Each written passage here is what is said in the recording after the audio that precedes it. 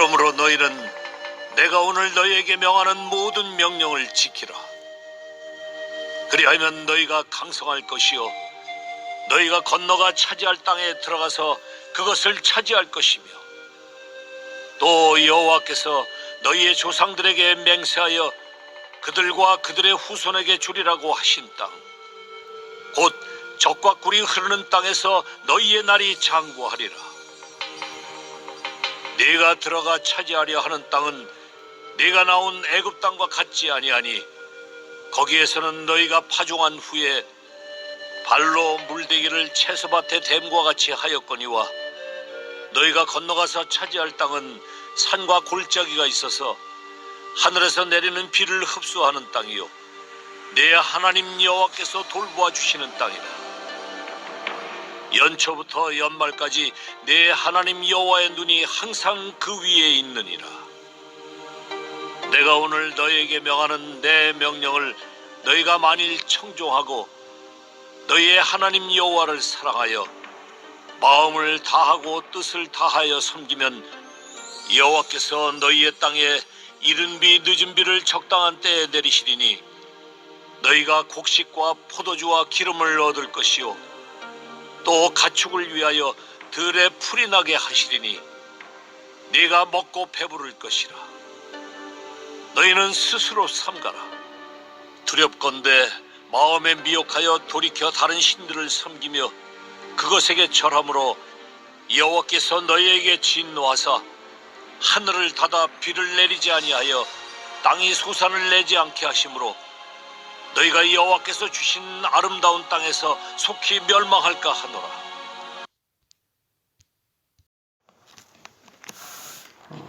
오늘은 농사에 관한 이야기를 좀 하려고 합니다. 여기 계신 분들은 저보다 다 농사에 대해서는 전문가들이신데 제가 농사에 관한 주제로 설교를 하려고 하니 번데기 앞에서 주름 잡는 것 아닌가 싶지만, 그러나 또 우리나라의 농사법과 또 성경의 그 농사법, 특별히 성경이 쓰여진 그 이집트와 그 이스라엘 농사법은 또 다르니 오늘 그것들을 좀 살펴보는 그런 시간을 가지고자 합니다. 제가 지도를 하나 보여드리겠습니다.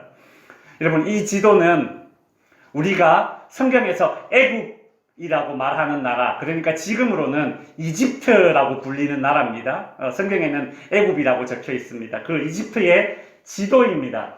지금 이집트의 지도는 이렇게 생겼습니다. 이 붉은색 땅 있죠? 큰 땅. 이게 이집트 땅이지만 성경이 쓰여지던 이 시대에는 이집트 땅이 지금보다 훨씬 더 넓었습니다.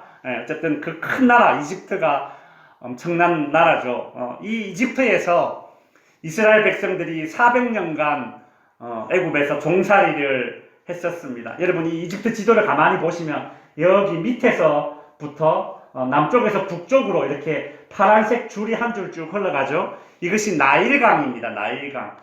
남쪽에서 북쪽으로, 저기 북쪽에는 지중해가 있습니다. 지중해라는 바다로 흘러가는 저 나일강이 있습니다.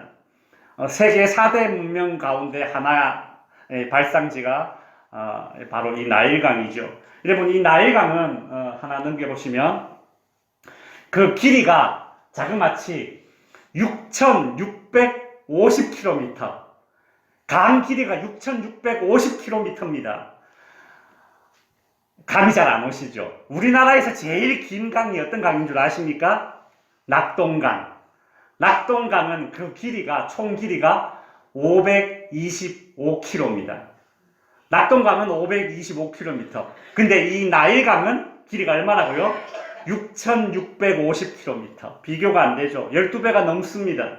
이 나일강은 우리가 서울, 부산 왔다 갔다 14번을 해야 되는 거리입니다. 엄청나게 긴 강, 엄청난 강입니다. 이 이집트에는 이처럼 긴 나일강이 흐르고 있었기 때문에 특별히 이집트 농부들은 이 나일강의 물을 당겨다가 농사를 짓습니다. 이집트에는 땅이 그렇게 넓지만 대부분 이 나일강 근처에 농사를 짓고 있습니다. 왜냐하면 이 나일강은 1년에 한 번 범람을 합니다. 물이 이렇게 확 흘러 넘치는 거죠.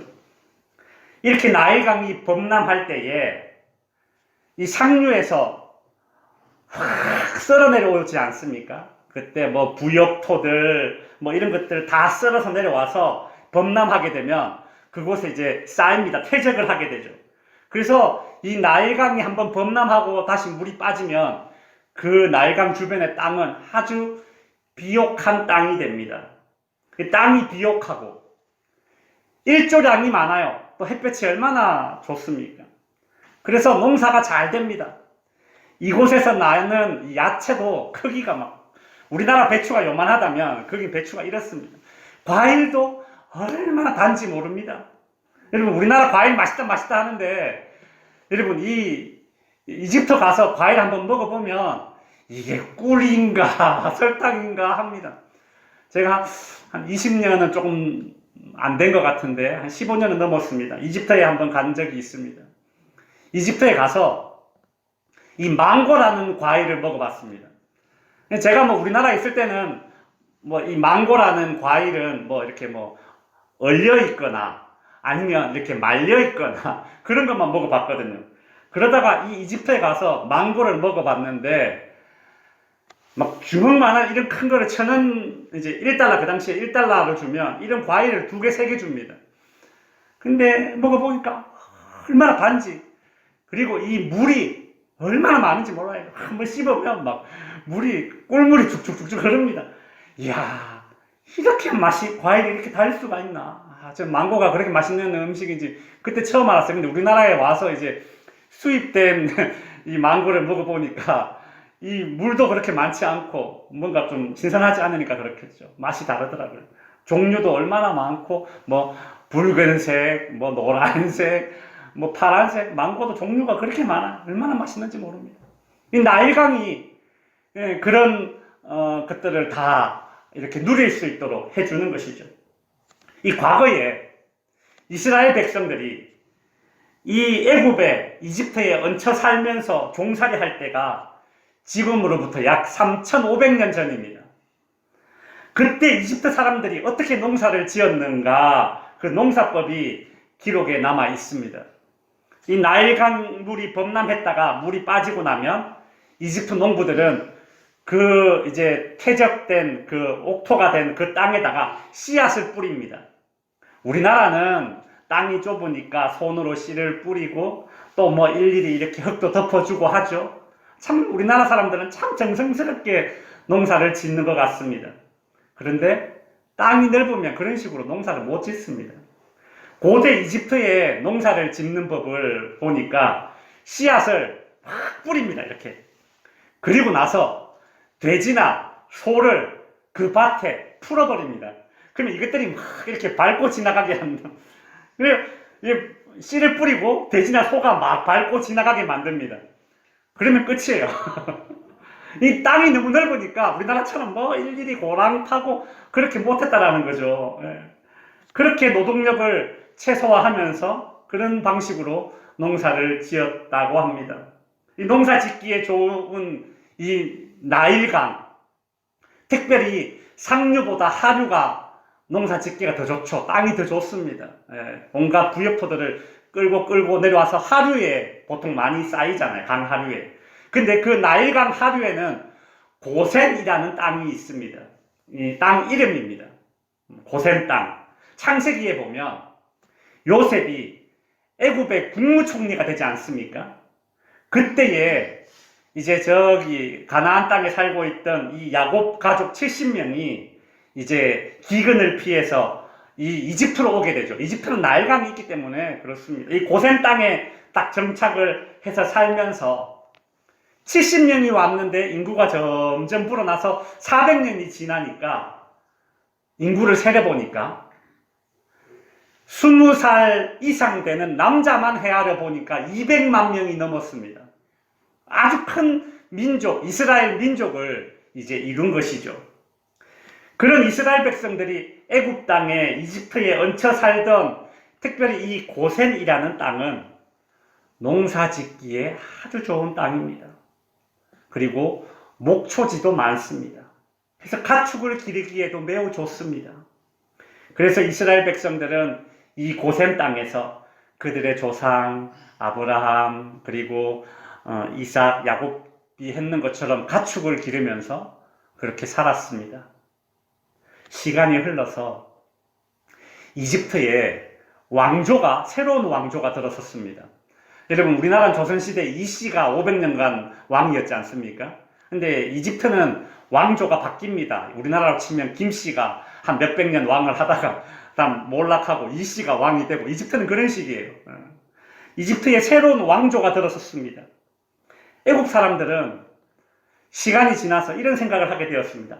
왜 이스라엘 사람들이 이 애굽에서 제일 살기 좋은 고센 땅에 살고 있지? 그런 불만을 품기 시작합니다. 그래서 이 애굽에 새로 들어선 왕조, 이 바로 왕은 고센 땅에서 목축업을 하면서 살고 있는 이 이스라엘 사람들, 유대인들을 핍박하기 시작합니다. 처음에 바로 왕은 부역을 시킵니다. 나라에서 강제로 부역을 동원해서 이제 일을 시키죠. 여러분, 우리나라도 예전에 부역이라는 그런 나라에서 부역을 했지 않습니까? 조선시대에 보면 나라에서 하는 부역이 점점 많아지자 농민들이 자기 밭에 농사 지을 시간이 줄어들고 그 해에 농작물 소출이 많이 줄고 소출이 줄어드니까 세금을 많이 못 냅니다. 세금을 많이 못 내니까 그 대신 그만큼 더 부역을 해야 됩니다. 부역을 또 하면 또 농사 지을 시간이 더 줄어들고 그러니 농사 지을 시간이 줄어드니 소출이 줄어들고 또 세금을 못 내고 세금을 못 내니 또 부역을 또 더 해야 되고 이 악순환이 계속되었습니다. 애굽 왕 바로가 이와 같이 했다라는 것입니다. 이스라엘 백성들을 그렇게 탄압을 했습니다. 그래도 이스라엘 백성들의 인구수가 줄어들지 않았습니다. 그러자 최후에는 남자아이가 태어나면 나일강에 던져버렸습니다. 이 당시 애굽 사람들은 나일강도 하나의 신으로 그렇게 여겼습니다. 그래서 아기를 나일강에 던지는 것은 자기들이 섬기는 나일강이라는 신에게 바치는 일종의 제물입니다. 상황이 이렇게 되자 이스라엘 백성들은 고통 속에서 하나님께 부르짖게 됩니다. 그때 하나님은 모세라는 지도자를 보내어서 애굽에서 이스라엘 백성들을 구원해내죠. 출애굽한 이스라엘 백성들은 광야에서 40년간을 방황하게 됩니다. 출애굽할 당시에 나이가 20살 이상이던 어른들은 광야에서 40년간 방황하다가 다 죽습니다. 그래서 출애굽할 당시에 20살 이하였던 그 당시에 저는 어린 아이들 그리고 광야에서 40년간 지낼 때에 태어났던 사람들 이런 사람들이 모여서 이제 가나안 땅에 들어가야 될 그런 상황이 되었습니다. 모세는 바로 그런 상황에서 지금 오늘 본문의 신명기 말씀을 이스라엘 백성들에게 알려주고 있습니다. 특별히 8절 말씀에 보시면 너희는 내가 오늘 너희에게 명하는 모든 명령, 율법이죠. 율법을 지키라. 그리하면 너희가 강성할 것이요. 너희가 건너가 차지할 땅에 들어가서 그것을 차지할 것이며 무슨 뜻입니까? 내가 너희에게 명하는 모든 명령, 즉 율법을 잘 지켜라. 그리하면 너희가 가나안 땅을 차지하게 될 것이다. 그 말입니다. 이스라엘 백성들은 애굽에 있을 때에 이 고센이란 땅에서 주로 목축업을 했습니다. 그러나 이제 곧 들어가게 될 이 가나안 땅에서는 목축업이 아니라 이제 농사를 지어야 합니다. 오늘 본문 10절에 보시면 이런 말씀이 나옵니다. 네가 들어가 차지하려는 땅은 네가 나온 애굽 땅과 같지 아니하다라고 하죠. 이 가축을 키우다가 농사를 짓는 것도 참 생소한데 그나마 애굽에서 깃동량으로 혹은 눈대중으로 이렇게 보던 농사법도 이 가나안 땅에서는 그대로 사용할 수가 없습니다. 왜냐하면 이집트 땅에서 하는 농사법과 가나안 땅에서 하는 농사법은 다르기 때문입니다. 이집트는 나일강이 흐르고 있기 때문에 물이 사시사철 풍부합니다. 그래서 애굽에서의 이 농사법은 그 풍부한 나일 강물을 밭으로 끌어들여서 그냥 사용하는 농사법입니다. 10절 후반부에 보면 이런 말씀이 나옵니다. 거기 애굽에는 너희가 파종한 후에 발로 물대기를 채소밭에 댐과 같이 하였다. 애굽에서는 발로 물을 댔답니다. 이게 무슨 뜻일까요? 발로 물을 대요? 우리가 논에 물 댄다 하지 않습니까? 근데 애굽에서는 발로 밭에 물을 댄답니다. 이게 무슨 소리 나면 사진 하나 보시면 여러분 이거 보신 적 있으시죠? 우리나라에서도 이게 있고 지금 아직도 동남아 가면 이런 모습이 있습니다. 이게 정확한 명칭은 수차라고 불리는데 지역마다 뭐 불리는 이름이 조금씩 다릅니다. 낮은 데 있는 물을 이렇게 발로 밟아서 물레방아처럼 물을 끌어올려서 높은 곳에 있는 논으로 이렇게 끌어올리는 것입니다. 이 10절에서 발로 물을 댄다라는 말이 이 말입니다. 그러니까 이집트는 벌써 지금으로부터 3,500년 전에 벌써 이런 수차를 사용해서 나일 강물의 물을 끌어올려서 그 밭에다가 물을 댔다라는 얘기입니다. 이스라엘 백성들이 애굽에서 봤던 모습은 이런 모습입니다. 나일 강물을 끌어올려서 밭에다가 물을 대면 얼마든지 농사를 지을 수 있다. 애굽의 농사법으로 우리는 농사를 지을 수 있어. 뭐 그런 생각을 했었습니다. 그러나 문제는 가나안 땅에서의 농사법은 애굽의 농사법과 완전히 다릅니다. 기후도 다르고 땅의 특성도 다릅니다. 가나안 땅은 애굽에서 하듯이 이런 식으로 나일 강물을 끌어다가 사람이 물을 끌어다가 농사를 지을 수 없는 구조입니다. 11절에 보시면 가나안 땅에 대해서 이렇게 이야기하고 있습니다. 너희가 건너가 차지할 땅은 산과 골짜기가 있어서 하늘에서 내리는 비를 흡수하는 땅이요 라고 가나안 땅에 대해서 모세가 설명을 하고 있습니다. 가나안 땅은 산과 골짜기로 되어져 있습니다. 비가 내리면 여러분 골짜기는 어떻습니까? 비가 내리면 어떻게 됩니까? 비가 골짜기 따라서 쑥 금세 빠져버리죠. 흘러가 버리고 맙니다. 심지어 이 가나안 땅은 석회암층으로 되어 있습니다. 그래서 물이 땅 속으로 금방 스며들어 버립니다. 지금이야 이제 기술이 좋아서 기계로 그렇게 땅 속에 스며들어간 그 물을 이제 퍼올리지 않습니까? 100m, 200m 다 끌어올립니다. 지금 그래서 제주도에 그렇게 물을 사용하지 않습니까? 근데 이 당시는 기술이 없었습니다. 그렇게 땅을 깊이 팔 수 있는 기술이 없습니다. 물을 가둘 수가 없습니다. 그러니 비가 내리지 않으면 무슨 수를 써볼 수가 없습니다. 그러면 어떻게 농사를 지을 수 있습니까? 가나안 땅에서는 어떻게 농사를 지을 수가 있습니까? 하나님이 비를 주셔야 됩니다.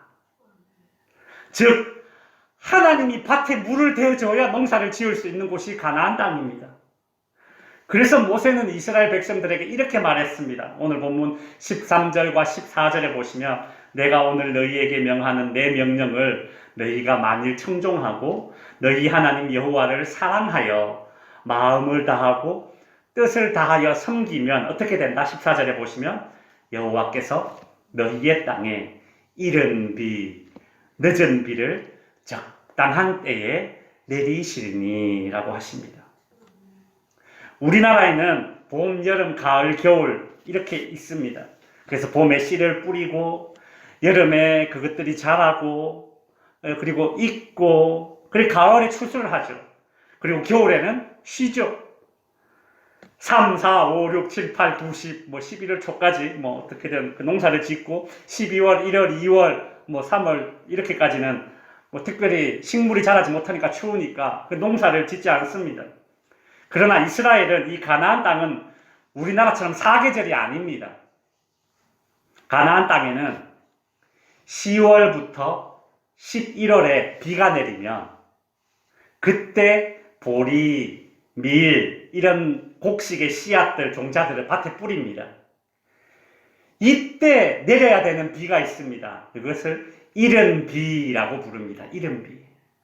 만일 이 파종할 시기에 비가 오지 않는다면 그해 농사는 끝입니다. 그 시기에 비가 오지 않고 나중에 비가 아무리 온다고 한들 파종을 못하니까 땡이에요. 그 해 농사는 흉년이 될 수밖에 없습니다. 그래서 10월, 11월에 파종할 때에 꼭 이른 비가 와야 됩니다. 이후에 이제 12월, 1월에 간간히 비가 내려서 농작물에 필요한 물이 공급이 됩니다. 그리고 2월, 3월에 늦은 비가 마지막으로 내립니다. 이때 내리는 비는 이제 과일들이 이제 자라게 해주는 그런 비입니다. 그리고 4월에 보리를 추수하고 5월 하순경에 밀을 추수하면 한 해 농사가 마무리가 되는 것이죠. 가나안 땅에서는 농사의 결정적인 역할을 하는 이른 비와 늦은 비가 꼭 내려야 합니다. 나일강과 같은 그런 사시사철 흐르는 강이 없기 때문에 하나님이 하늘의 수문을 열어서 비를 내리지 않으면 인간은 절대 물을 댈 수가 없습니다. 애굽인들의 농사는 오늘 본문에 나오듯이 사람의 발로 짓는 농사입니다. 즉 사람이 짓는 농사입니다. 사람의 능력으로 짓는 농사였습니다.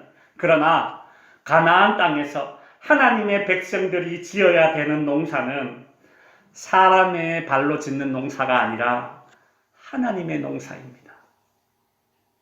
가나안 땅에서의 농사, 즉 하나님의 농사는 사람의 손과 발에 달려있지 않습니다.